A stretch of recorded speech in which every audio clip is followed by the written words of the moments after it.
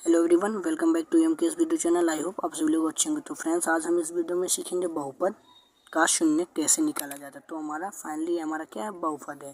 तो हमारा बहुपद क्या है, पहले सबसे हम बहुपद को लिख लेते हैं।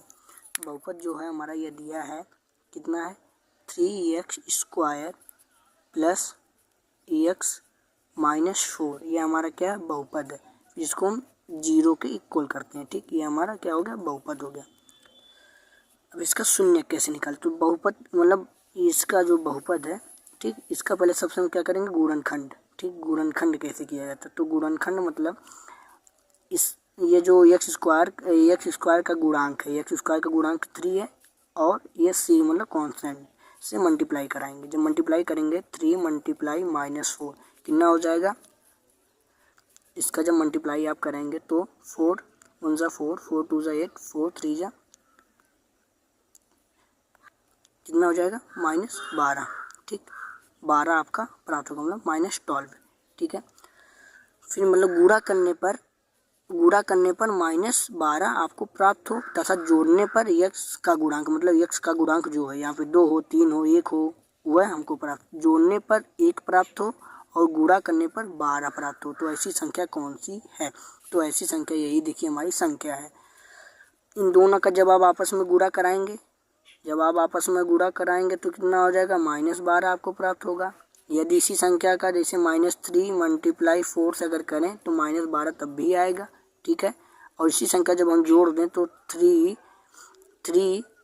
4 प्लस -3 मतलब प्लस माइनस माइनस हो जाएगा, तो 4 - 3 कितना हो गया, 1।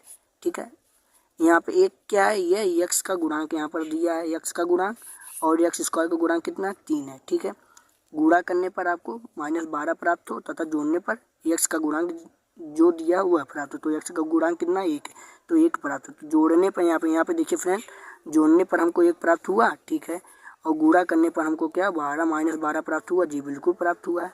तो ये हमारा ऐसे सॉल्व होगा। ठीक, गुणनखंड। अब देखिए, तो फाइनली हम लिख लेते हैं 3x² plus x minus 4 is equal to 0।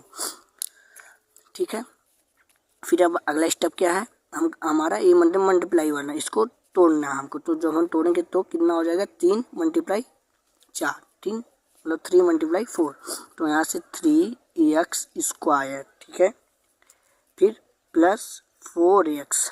ठीक है, फिर -3x, फिर -4 इज इक्वल टू 0।